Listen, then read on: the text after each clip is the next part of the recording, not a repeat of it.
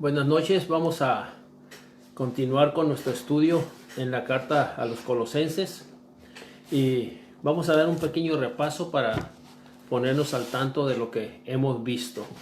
Pero antes de esto, vamos a orar y que sea Dios el que nos ayude a seguir entendiendo y sobre todo recordar que el estudiar la palabra de Dios no es para adquirir solo conocimiento, es para encontrar las verdades que hay en su palabra con el único propósito de ponerlas en práctica, y a través de poner en práctica la palabra de Dios, sin duda nuestras vidas estarán siendo transformadas cada día para llegar a ser las personas, los hijos que Dios quiere que seamos para bendecir a toda la gente que está a nuestro alrededor.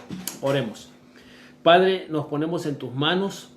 Pedimos, Señor, que usted nos hable, que su Espíritu Santo, Señor, nos redarguya y nos guíe, Señor, a corregir todo aquello que usted, Señor, vaya tocando en las áreas de nuestras vidas. Padre, que tú, Señor, nos alimentes, que tú nos guíes, que tú nos fortalezcas y que tú seas el que enderece todo aquello que tiene que ser enderezado. Te pido que tu Espíritu Santo, Señor, sea el que hable en nuestras vidas. Háblanos, Padre, y dispón nuestro corazón para poder, Señor, ser receptibles. Te pido que tú envíes bendición a través de tu palabra a todos, Señor, los que están oyendo, y te pido que tú hagas la obra. Nos ponemos en tus manos en el nombre de tu Hijo Cristo Jesús. Amén. Recordando que estamos viendo, hermanos, la oración de Pablo por los colosenses, y en la oración de Pablo hemos visto que tiene dos aspectos: la acción de gracias por la calidad de vida que ellos estaban viviendo, y estaban dando evidencia de esa manera que Cristo vivía en ellos y que Cristo reinaba en sus vidas. Pero también estábamos viendo, hermanos, no nomás la acción de gracias, sino la petición que Pablo tenía en favor de ellos. En estos aspectos vimos lo que es la fe, la fe, el amor y la esperanza. Y la semana pasada vimos lo que es fe y amor. Decíamos que Pablo quiso decir con el término fe, implica la aceptación del evangelio como verdadero y también actuando como la base de él. Fe en Cristo significa confiar en Cristo. La fe en Cristo es relacionarse con él obedientemente e incluye una relación con él, así también como conocimiento sobre él. Y mirábamos la semana pasada lo importante, hermanos, de no nomás aceptar algo y creemos que porque ya lo aceptamos, tomamos una decisión, ya vamos al cielo. No hay tal cosa. Si aceptamos algo, tenemos que conocerlo. Y es como empezar una nueva amistad con alguien, hermanos. Es un nuevo amigo. Pero allí empieza esa amistad, una verdadera amistad. ¿Por qué? Porque conforme vaya pasando el tiempo y nos vayamos relacionando con esa persona, entonces conoceremos al amigo que hemos aceptado. De la misma manera, cuando compramos un carro, hermanos, usted compra el carro es suyo. Pero cuando usted lo trae a su casa, ese nuevo auto, usted va a empezar a conocerlo, se va a subir y va a leer el manual para saber cómo manejar ese automóvil. De la misma manera, hermanos, el evangelio no nomás es aceptarlo como algo y dar por hecho que todo lo que contiene el evangelio ya es mío. No, porque implica, hermanos, un conocimiento. De ahí que todo cristiano debe de saber dar razón de la fe en lo que ha creído y en lo que ha recibido, hermanos. Y tristemente, muchos cristianos, hermanos, no saben dar razón. Cuando le preguntan, háblame de tu Dios o dime algo de Cristo, no sabemos. ¿Por qué? Porque simplemente aceptamos algo, hermanos, y damos por hecho que el haberlo aceptado ya nos lleva al cielo. La Biblia no enseña eso. Por eso es muy importante, hermanos, que entendamos. Es aceptar, hermanos, esas verdades que se nos predicó y empezar a obedecer la palabra de Dios, y a través, hermanos, de conocer la palabra de Dios, dijo Jesús, recuerde, la verdad os hará libres. Padre, santifícalos en la verdad. Dice, tu palabra es verdad. Entonces, es muy importante que entendamos eso, hermanos, que fe no nomás es aceptar algo que se nos predica, algo que se nos presenta, no, es una relación personal obediente en Cristo, hermanos. Y después, hermanos, tenemos que empezar a conocerle. Por eso dice, toda autoridad me es dada en los cielos y en la tierra. En base a esa autoridad, yo los envío a que hagan discípulos, bautizándolos, dice, y en el nombre del Padre, del Hijo y del Espíritu Santo, y enseñándoles todas las cosas que yo os he mandado, para que ellos la guarden. Entonces, muchas veces tenemos que reconocer, hermanos, que como iglesia, cuando hay una persona convertida, si es niño o es adolescente, hermanos, o es adulto joven o es adulto, simplemente los mandamos a una clase de escuela dominical. Pero no hay un verdadero discipulado. No hay. Entonces, tenemos que reconocer, hermanos, que hay cosas que tenemos que ir corrigiendo en la vida de nuestras iglesias y empezar a tener un verdadero discipulado, hermanos, porque eso es lo que nos manda el Señor. Entonces, si usted tuvo una decisión en Cristo, hermanos, pero usted no tiene una relación personal en obediencia a Cristo, hermanos, y no tiene un conocimiento de tal manera que usted puede explicar, hermanos, a otros lo que ha recibido, no piense que va al cielo, hermanos. Porque la Biblia no enseña eso. ¿Acepta a Cristo y vas al cielo? No. Acéptalo, obedécelo, vive en Él, permanece en Él. Entonces, al final del camino, iremos con el Señor. El amor, hermanos, dice, es la manera en que la lealtad a Cristo se expresa a sí mismo. Por amor, Pablo significó mucho más que un mero afecto. Amor significa proceder en términos del mejor interés, hermanos, de otra persona. Proceder en términos del mejor interés de otra persona. De ahí que vimos, hermanos, que muchas veces nosotros, hermanos, profesamos o manifestamos el amor solo a aquellas personas o al núcleo de personas que están muy cercanas a nosotros. Y vemos que la Biblia, hermanos, nos manda a amar a nuestro prójimo como a nosotros mismos. De ahí, hermanos, el prójimo puede ser la persona menos agradable. Aquellas personas que tú consideras indeseables, hermanos, personas que no quieres ver ni en pintura, bueno, ese es tu prójimo. Entonces, si nosotros no somos capaces de amar a esas personas, hermanos, la Biblia dice, hermanos, que si alguien no ama a su hermano, no ha conocido a Dios. Entonces, muchas veces, hermanos, ese hermano va a ser el prójimo que Dios ponga y traiga a tu alrededor. Porque ama a tu prójimo es cualquiera, no solamente, hermanos, son los de tu casa, son los de la iglesia, no. El prójimo es cualquier persona, hermanos, que tenga necesidad de que usted y yo le expresemos amor. Entonces, el amor, hermanos, no amamos nomás a cierto grupo de personas en la iglesia, que eso es lo que vemos. Por eso hay grupos en todas las congregaciones. ¿Por qué? Porque amamos a aquellos con los que nos llevamos bien.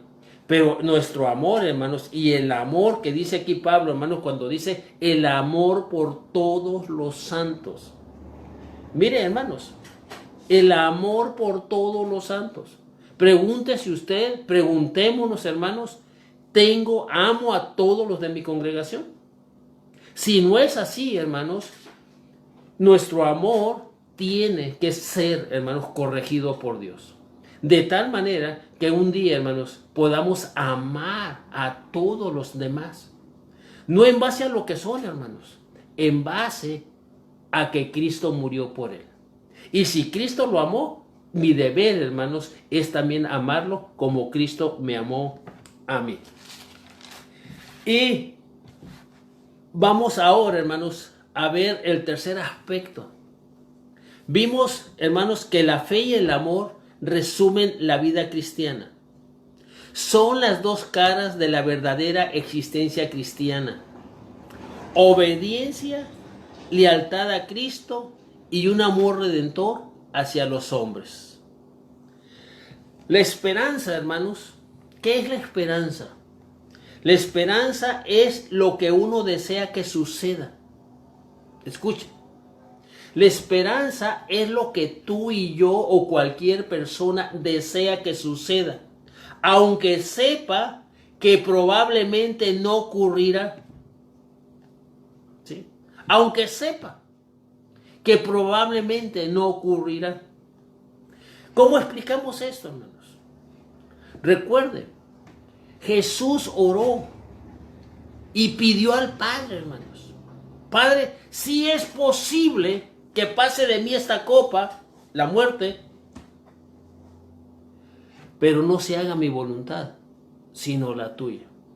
A veces, hermanos, vamos a querer, vamos a esperar que Dios nos libre de ciertas circunstancias. Es nuestra esperanza, hermanos. Pero la última palabra la tiene el Señor.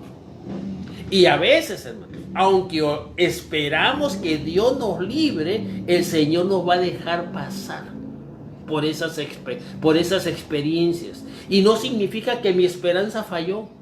No, hermanos.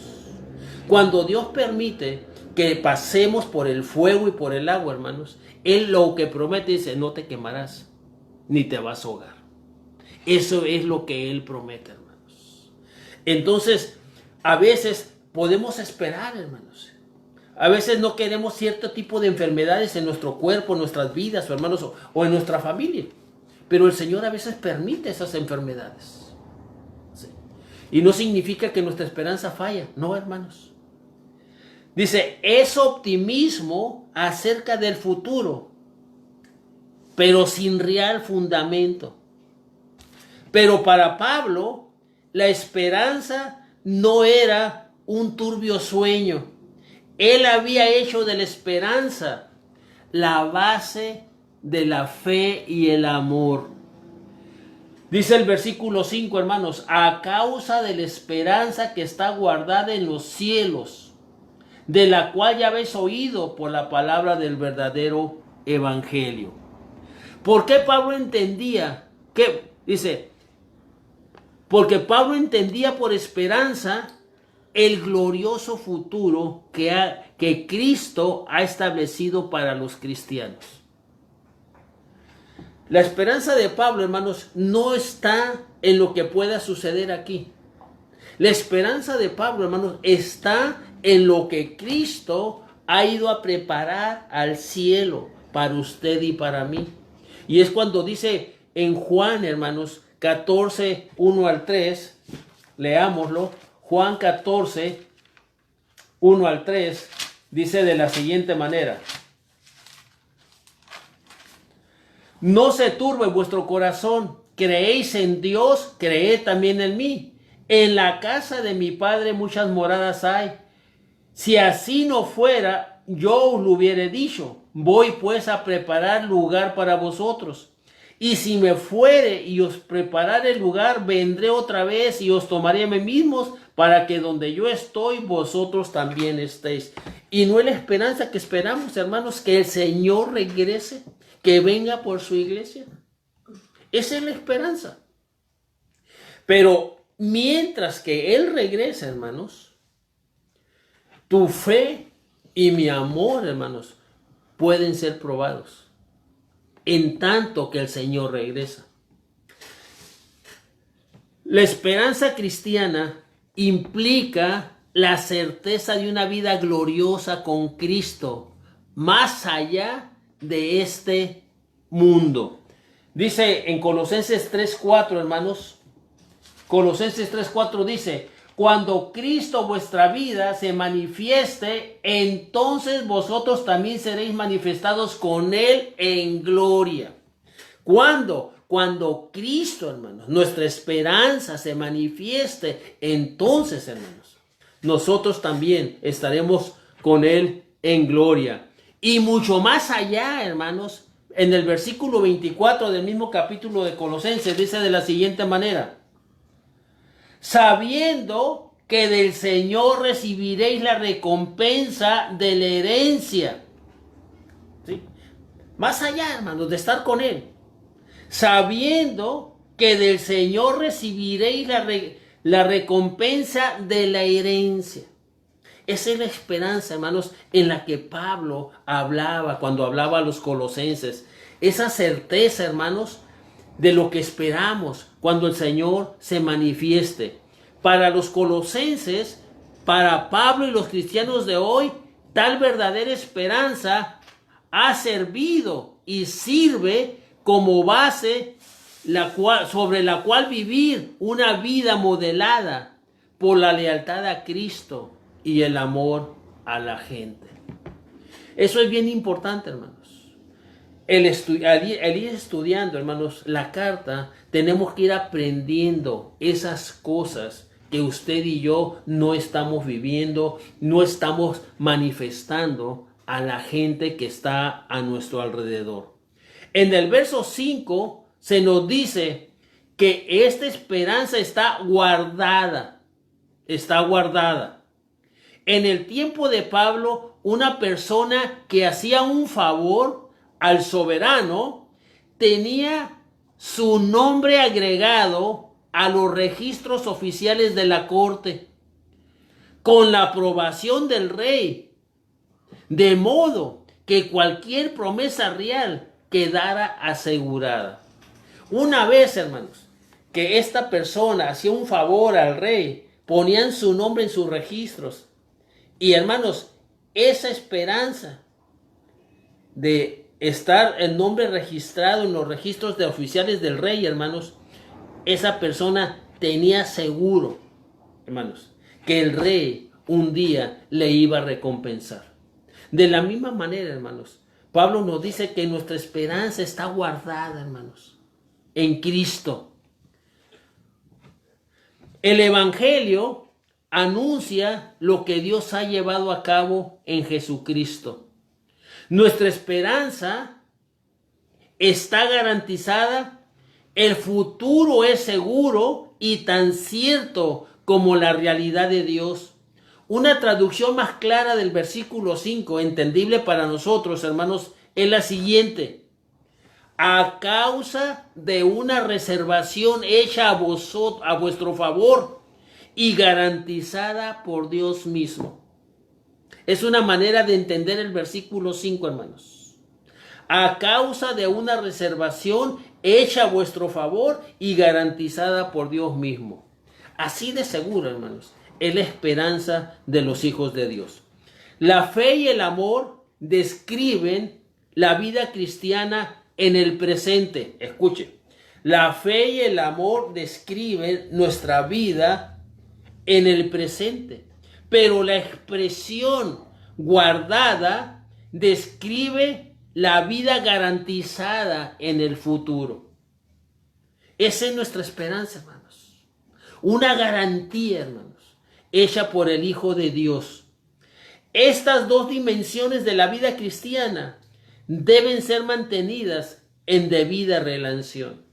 Lo que es el presente, hermanos, nuestra vida en el presente, pero también nuestra vida en el futuro. La vida en la mañana de Dios, escuche, la vida en la mañana de Dios debe ser considerada en debida relación con el aquí y el ahora. La esperanza impone demandas a la fe y al amor. La esperanza impone demandas a la fe y al amor del cristiano.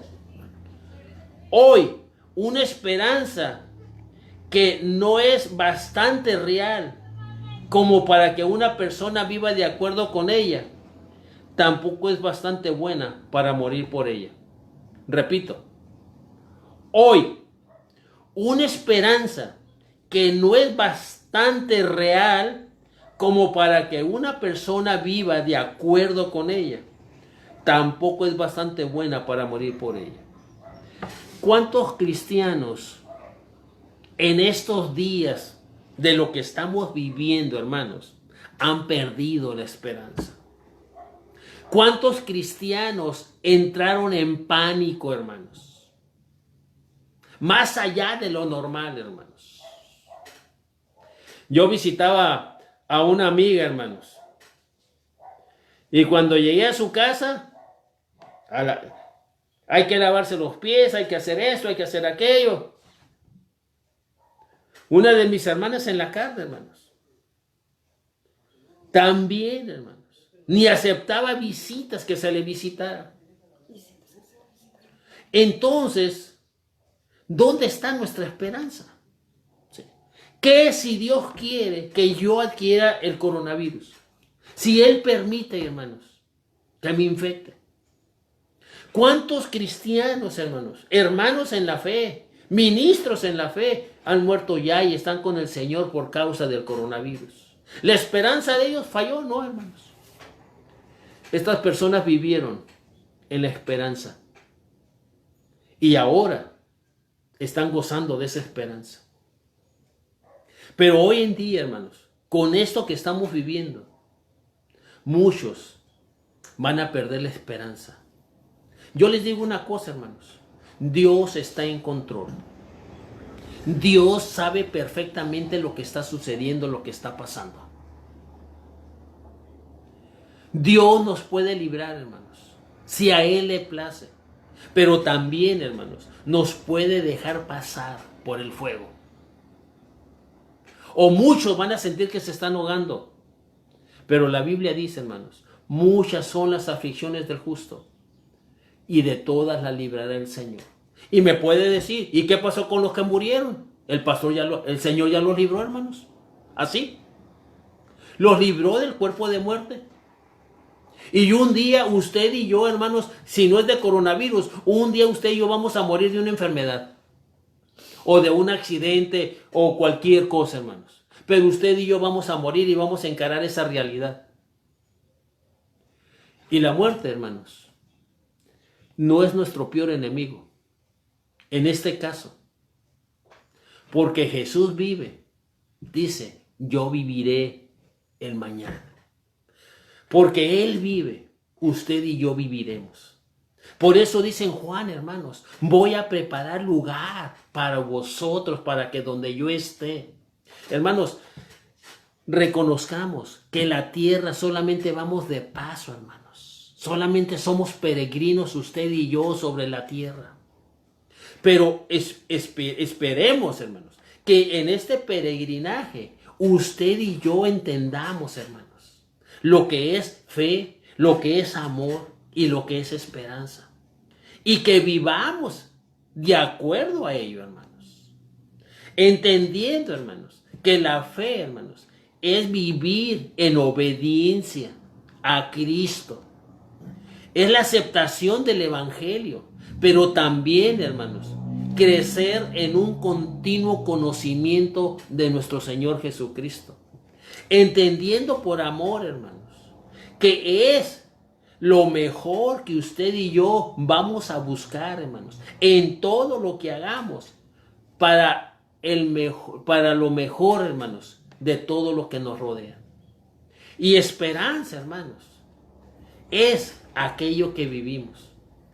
Y porque tenemos esa esperanza, hermanos, entonces usted y yo, hermanos, empezaremos a vivir por ella. Y si vivimos por ella, hermanos, un día moriremos en esa esperanza. Los creyentes no deben tener una mente tan celestial que venga a ser terrenalmente malo. La auténtica esperanza cristiana inspira, escuchen, a la obediencia y amor por el prójimo. Obediencia a Cristo y amor por el prójimo.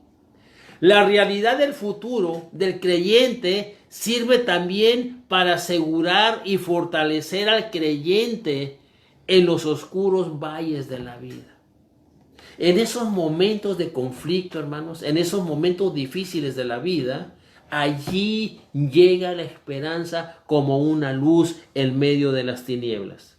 Del mismo modo que la gente en la oscuridad de un profundo valle puede ver la promesa del amanecer en el destello del sol que se levanta por encima del risco más alto, así el cristiano sabe que el gran día de Dios está amaneciendo. Lo ve en la obra de Cristo. ¿Cuántos cristianos miran en esto que estamos viviendo, hermanos? El amanecer de todo lo que se ha profetizado, hermanos. El comienzo de un nuevo día. Pero para muchos, hermanos, ver el amanecer de ese día, hermanos, les da miedo. Y no, hermanos, en lugar de darnos miedo, nos debe de dar gusto que la palabra que usted estudia, la palabra que hemos creído, hermanos, se está cumpliendo. Eso nos debe de dar gusto, hermanos. Saber que lo que dice la palabra de Dios, hermanos, se va a cumplir. Así.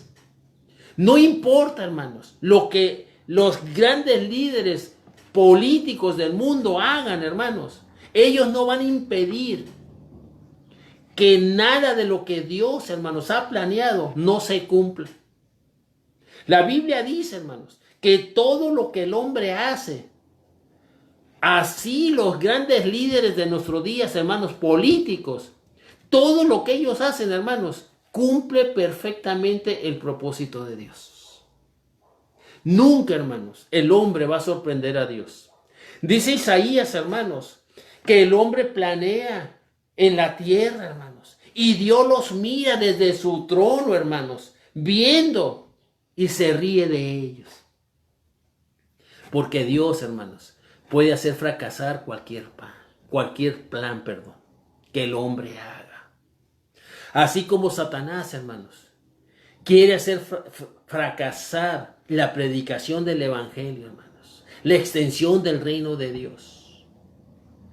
Pero Satanás no puede parar la iglesia, hermanos, porque Jesús dice, ni las puertas del Hades, la misma muerte, hermanos, no podrá detener el mensaje del evangelio. Entonces, demos gracias a Dios, hermanos, porque aún estamos aquí. Y si Dios nos ha permitido, hermanos, entrar a este fuego de prueba de esta pandemia, hermanos, dejemos que Cristo sea glorificado, hermanos, en nuestra manera de vivir. Vamos a hablar un poquito, hermanos, del evangelio dinámico. ¿Qué es un evangelio dinámico? ¿Qué quiso decir Pablo con el término evangelio? En su mundo significaba buenas nuevas. Para Pablo era el sorprendente anuncio que Dios había obrado decisivamente en Jesucristo para redimir a los hombres. Ese era el evangelio, esas eran las buenas nuevas que Pablo entendía, hermanos. La acción de Dios decisiva para salvar a los hombres. Esta maravillosa noticia exhortaba a los hombres a arrepentirse y ajustar sus vidas de acuerdo al ejemplo y al poder de Cristo Jesús. Escuche bien. Esta maravillosa noticia exhortaba a los hombres a arrepentirse y ajustar sus vidas. ¿Cuántas personas aceptan el evangelio, hermanos, y no ajustan sus vidas a las normas del evangelio de Cristo? Muchas personas hoy en día aceptan, hermanos, el evangelio, aceptan a Cristo, pero sus vidas no tienen ningún cambio. Y déjenme decirle, hermanos, Dios no puede ser engañado. Si tú eres de esas personas que por conveniencia aceptaste el evangelio, yo te sugiero que empieces a hacer ajustes a tu vida. Esa es, hermanos, la dinámica del evangelio. Toda persona que acepta a Cristo jamás vuelve a ser la misma. La persona cambia.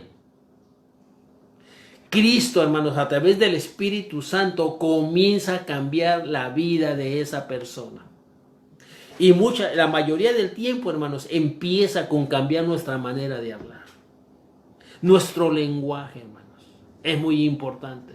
Pero hoy en día, hermanos, vemos a muchos cristianos aceptar el evangelio, aceptar a Cristo, hermanos, bautizarse en la iglesia, pero sus vidas no cambian. Entonces, ¿cuál evangelio, hermanos, aceptaste tú? Porque Cristo cambia vidas, hermanos. Él es, hermanos, especialista en cambiar vidas. Y si tú aceptaste el evangelio, hermanos, si tu vida no ha cambiado, simplemente, hermanos, aceptaste algo por conveniencia. Sí. Pero nunca en tu corazón estuvo el sujetarte a la autoridad de Cristo. Y si tú me estás escuchando, hermanos, y eres de ese tipo de personas, yo te motivo, yo te animo a que empieces a ajustar tu vida a las demandas del verdadero evangelio. Dice, hermanos, en Romanos 1, 16, 17. Romanos 1, 16, 17 dice de la siguiente manera, hermanos.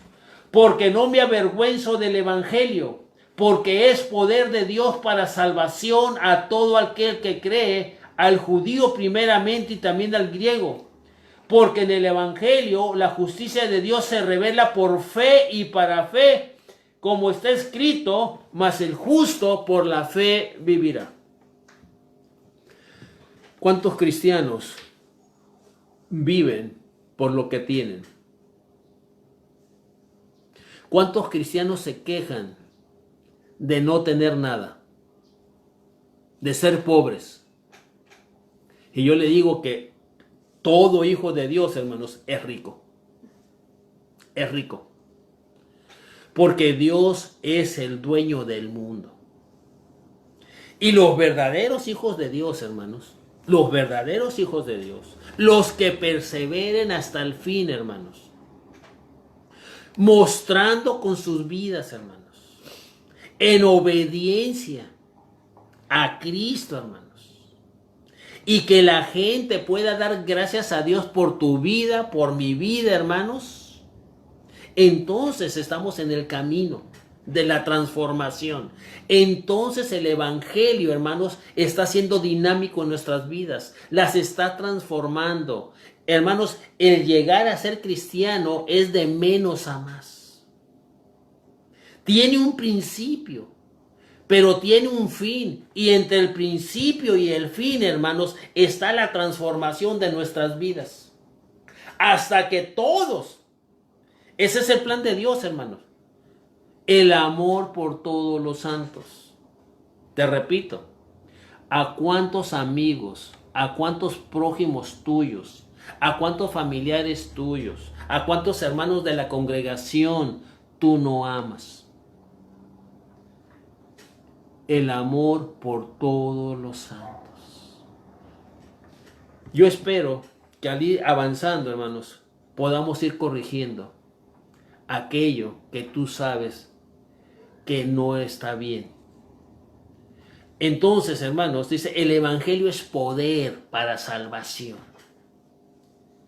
De esta manera, el evangelio incluye tanto el mensaje, escuche, mensaje que guía a los hombres a la salvación y al adoctrinamiento, como al poder que el hombre precisa para vivir la vida salvada. Gálatas 2:20, hermanos. Leámoslo. Gálatas 2:20.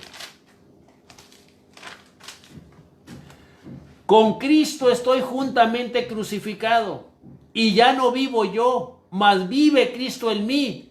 Y lo que ahora vivo en la carne, lo vivo en la fe del Hijo de Dios, el cual me amó y se entregó a sí mismo por mí. ¿Cuántos podemos decir esto, hermanos? ¿Cuántos hemos aceptado el Evangelio, hemos aceptado a Cristo y no hemos crucificado nuestra carne, hermanos? Y mientras que no crucifiquemos nuestra carne, hermanos, Cristo no vive en ti. Cristo no vive en mí. Pero una vez, hermanos, que crucificamos, ¿cómo podemos crucificar, hermanos? Al someternos a la autoridad de la palabra de Dios, hermanos. Al vivir, hermanos, bajo el yugo de Cristo. Aprender de mí, que soy manso y humilde. ¿Cuántos de nosotros, hermanos, no tenemos ni mansedumbre ni humildad? Y si usted y yo, hermanos, no agachamos nuestro cuello para que Cristo ponga su yugo de autoridad, hermanos, sobre usted y sobre mí, hermanos, no caminaremos en Cristo. Seguiremos caminando, hermanos, en tus deseos, en mis deseos, en lo que queremos hacer. Y viviremos una vida, hermanos, en conflicto con Cristo. Y está muy lejos, hermanos. Está muy lejos de que usted y yo podamos ser canales de salvación a la gente que nos rodea, hermanos. Por eso es bien importante, hermanos, que usted y yo nos sujetemos a la palabra de Dios, hermanos. Y de esa manera, hermanos, el inconverso pueda leer la mejor Biblia, hermanos, en nuestra manera de vivir.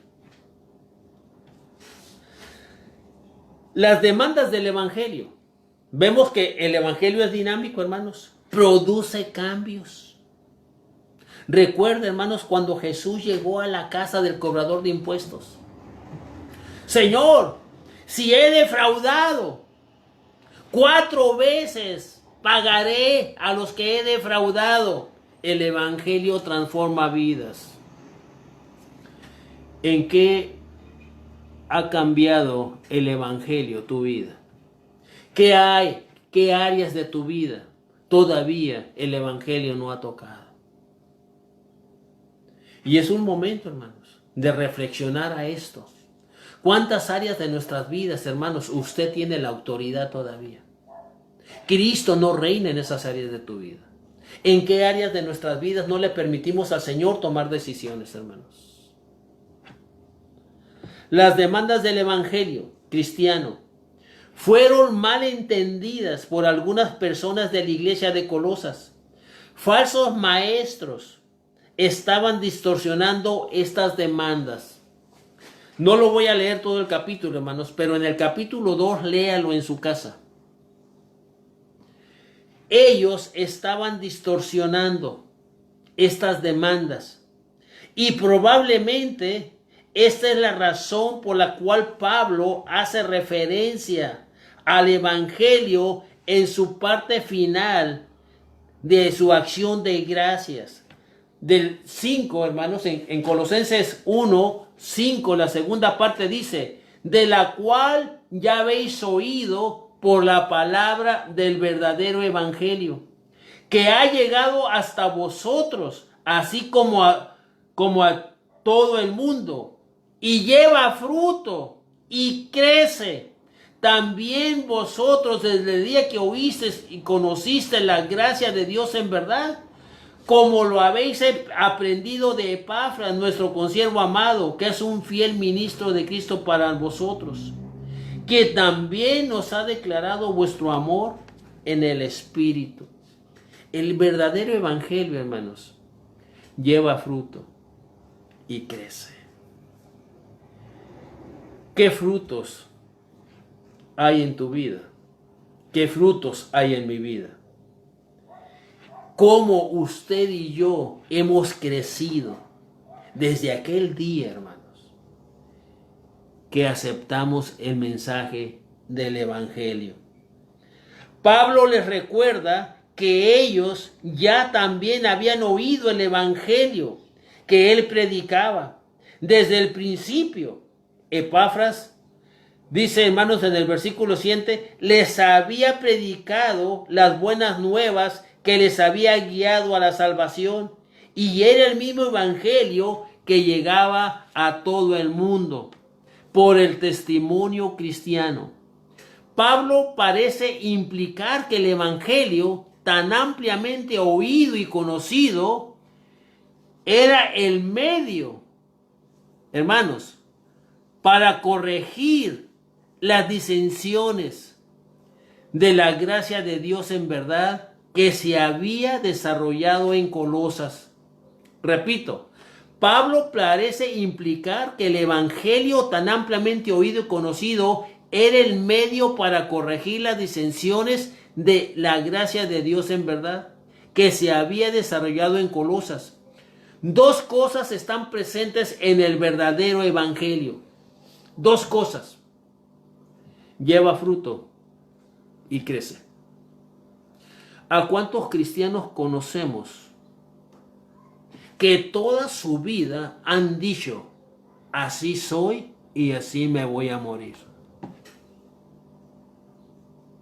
¿Cuántos cristianos conocemos que tienen años en el evangelio y sus vidas no cambian? Hay áreas de su vida, hermano, que nunca van a cambiar. Porque ellos dicen, así soy y así me voy a morir. Y eso, hermanos, es muy peligroso. Porque si tu vida no cambia, y si desde que tú aceptaste a Cristo sigue siendo el mismo, déjame decirte, hermano, que usted no aceptó el verdadero evangelio. Usted aceptó un evangelio que usted quería. Un evangelio que a ti te convenía. ¿Cuál es ese evangelio barato? El evangelio que te dicen, acepta a Cristo y te vas al cielo. Ese es el evangelio más barato que te pueden vender. Porque el aceptar a Cristo, hermanos, es vivir por Cristo y es morir por Cristo, obedeciéndole, hermanos. Como muchos de estos hombres, hermanos, murieron por el mensaje del evangelio. Pero hoy en día, hermanos, la gente acepta a Cristo esperando comodidad, hermanos. Y se nos olvida el verdadero llamamiento de Cristo. Si alguno quiere venir en pos de mí, niéguese a sí mismo. Cuando tú y yo nos negamos, entonces Cristo va a vivir en ti y en mí. ¿Cuántos de los que, hermanos, cuántos no nos hemos negado a nosotros mismos? ¿Cuántos peleamos derecho, peleamos que nos respeten, peleamos que nos traten bien, hermanos? Niéguese a sí mismo. Tome su cruz y sígame. Pero muchos, hermanos, aceptaron a Cristo y jamás se han negado a sí mismos. Mucho menos, hermanos, tomar la cruz de Cristo. Mucha gente, hermanos, ha hecho de Cristo un negocio. Y yo le digo, le puede ir bien, hermanos. Le puede ir bien. Satanás dice, todo esto te daré si postrado me adorares. Acuérdese de aquellos versículos, hermanos, en Mateo 7, 21 al 23. En aquel día, muchos me dirán, Señor, en tu nombre profetizamos, en tu nombre echamos fuera demonios, en tu nombre sanamos. Y yo les diré, apartaos de mí, hacedores de maldad, nunca os he conocido. Significa, hermanos, que si estos grandes hacedores de milagros, estos grandes exorcizadores, hermanos, estos grandes predicadores se van a ir al infierno, ¿qué va a ser de ti y de mí?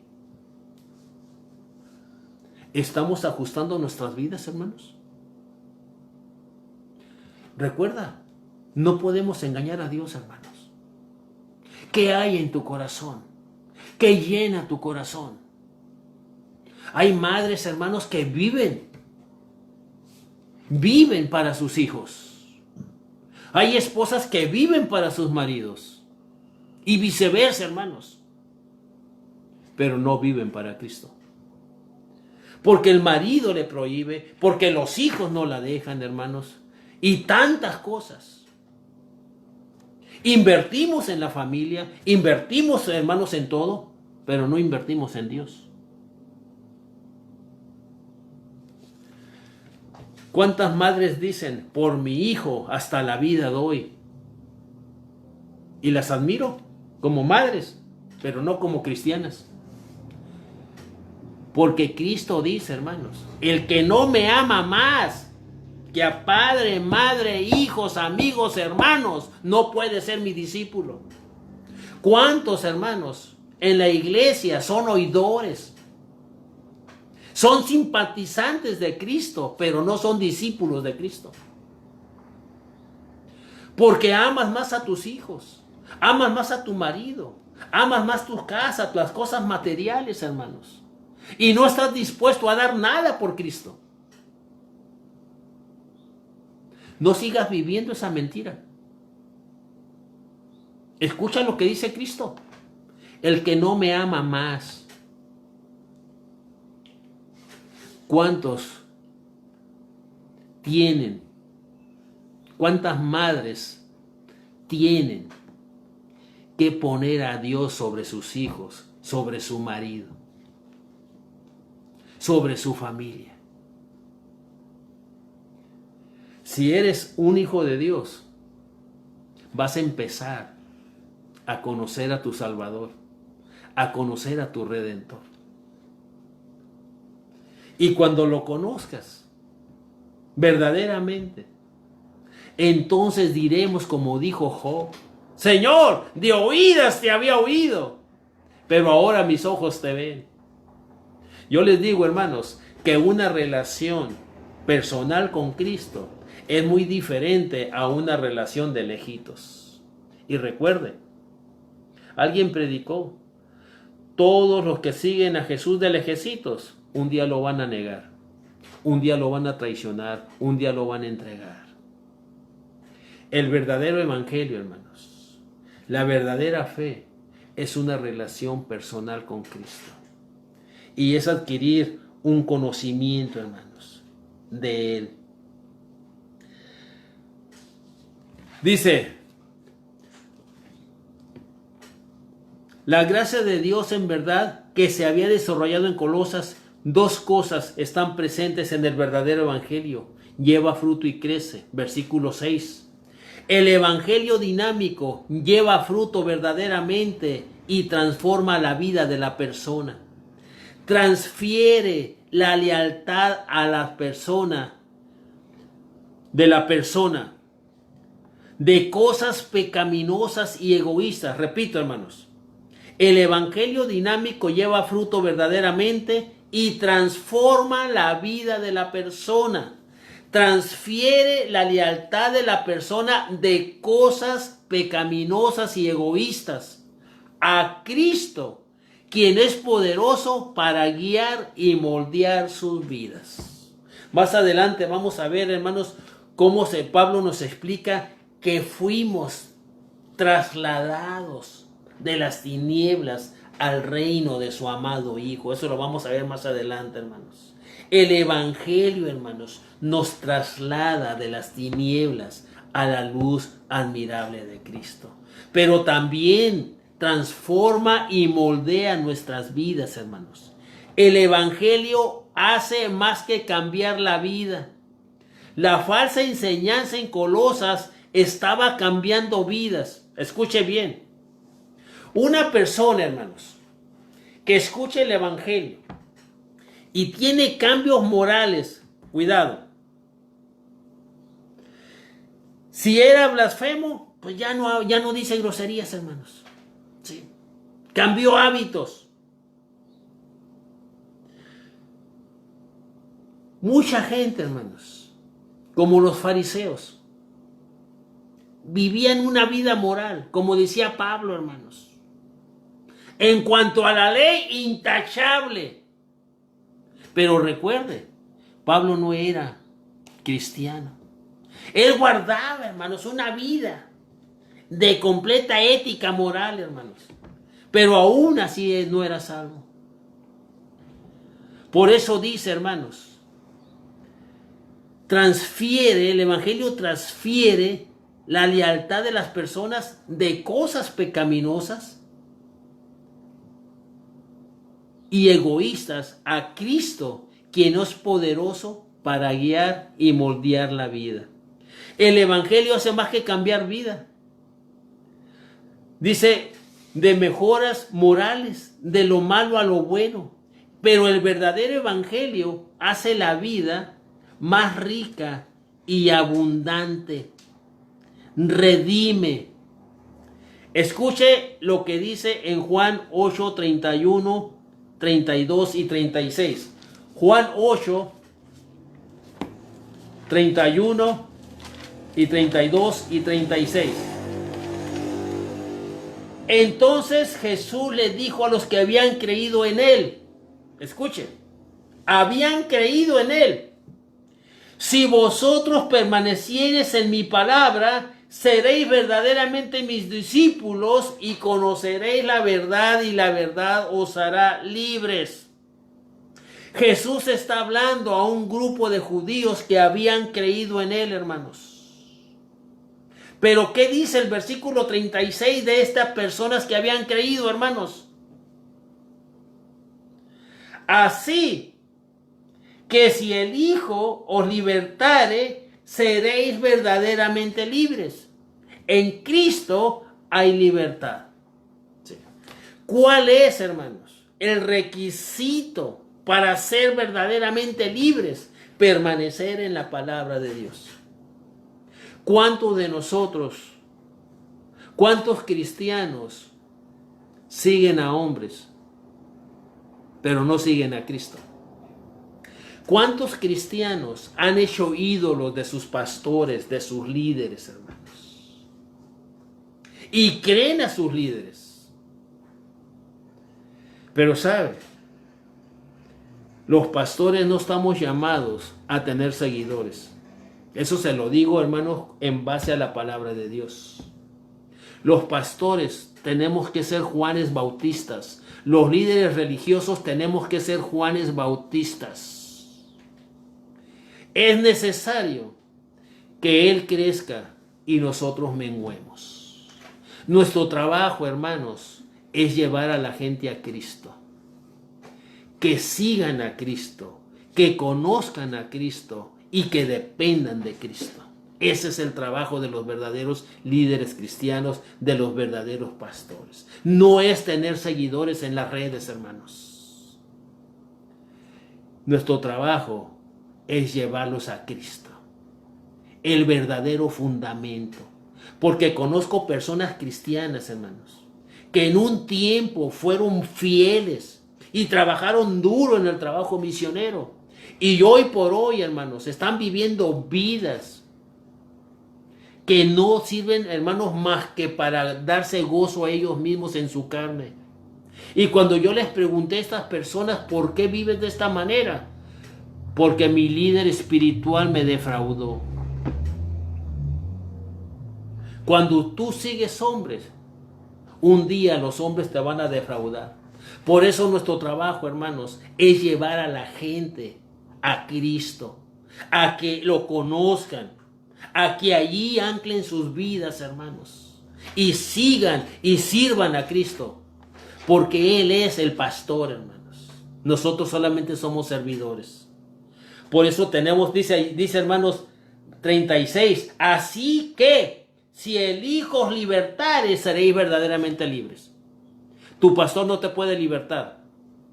Tu pastor no puede hacer nada más que guiarte a Cristo y ponerte en el camino, que tú le sigas y sirvas a Cristo. Eso es lo correcto.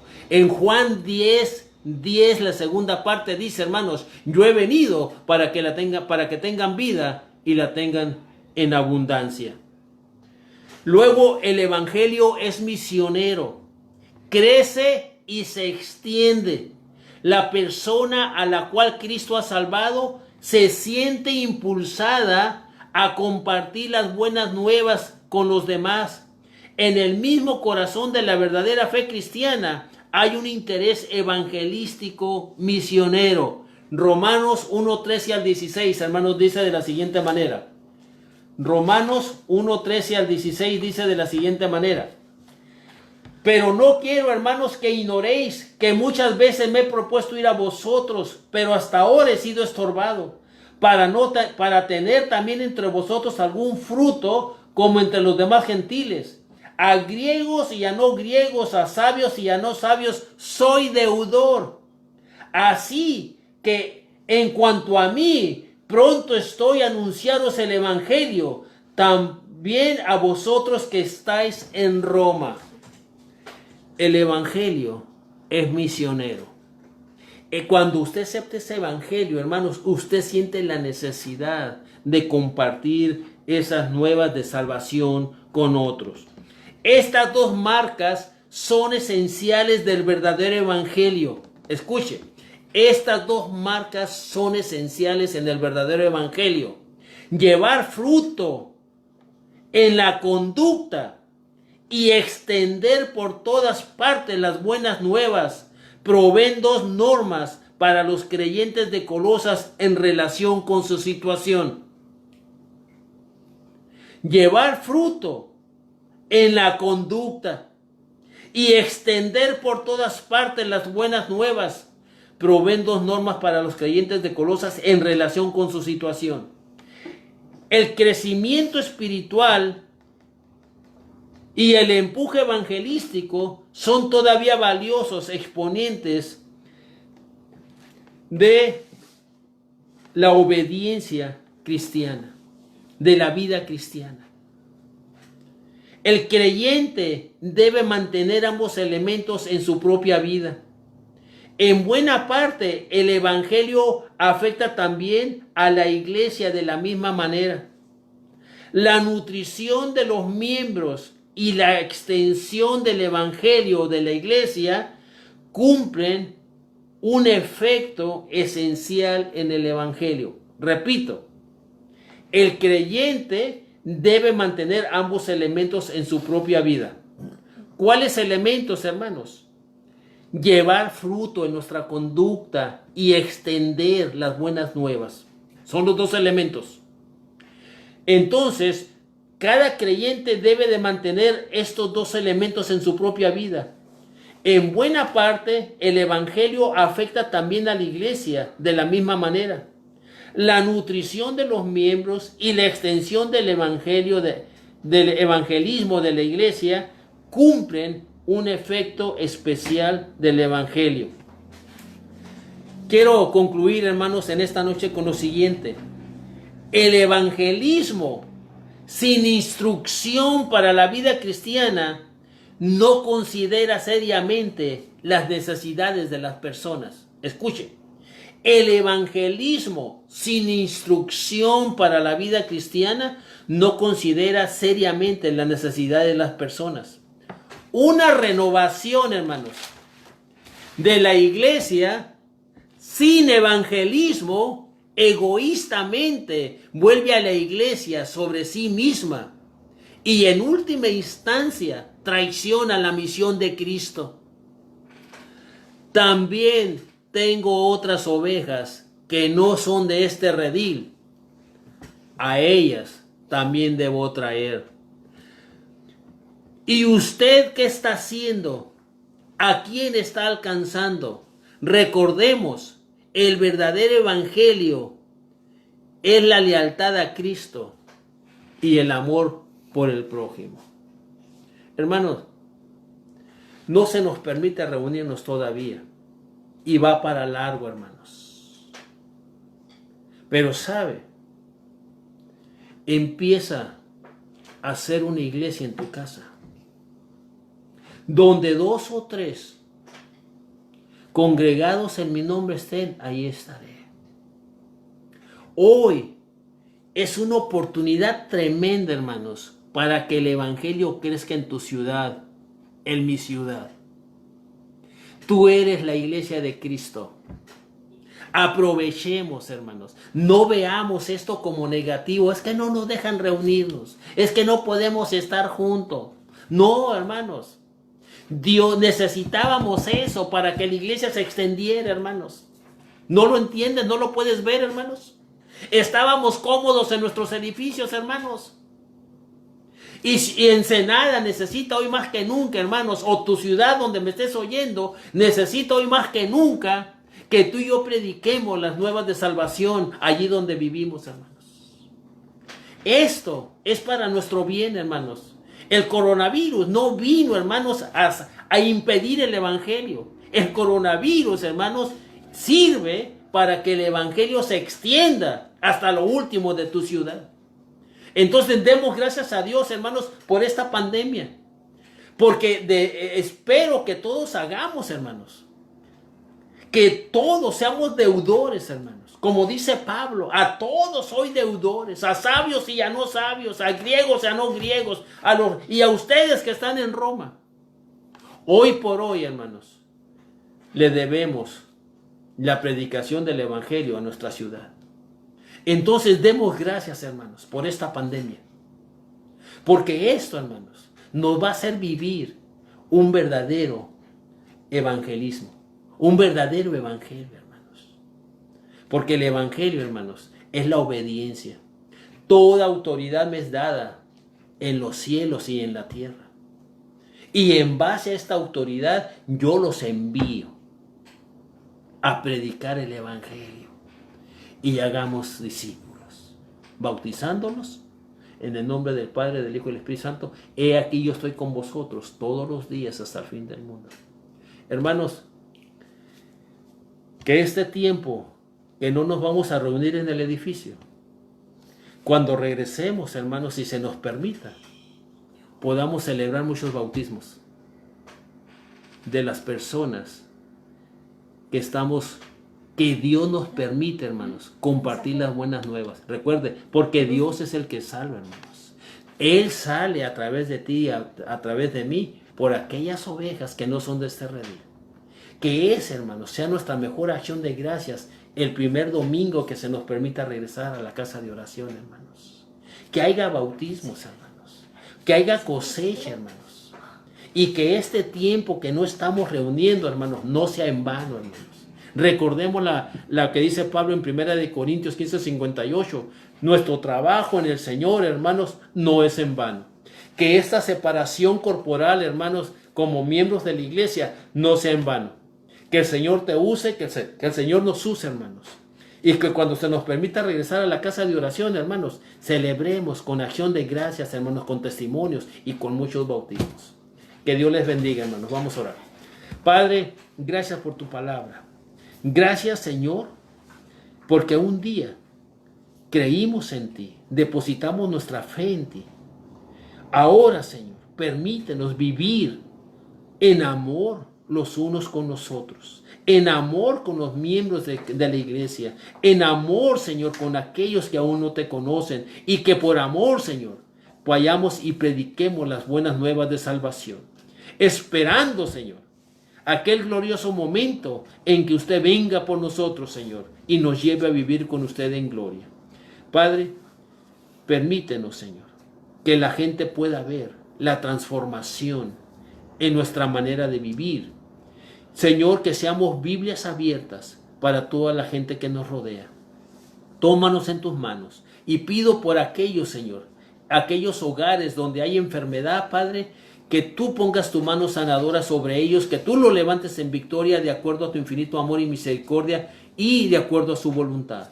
Padre, entre tanto, Señor, podamos volver a reunirnos. Permítenos trabajar, Señor, desde nuestra casa. Que cada casa sea una iglesia, Padre.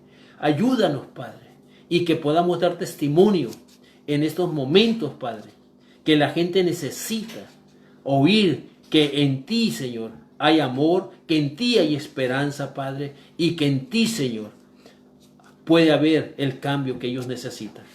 Gracias, Padre, una vez más por tu palabra. En el nombre de Cristo Jesús. Amén. Que Dios les bendiga, hermanos. Buenas noches.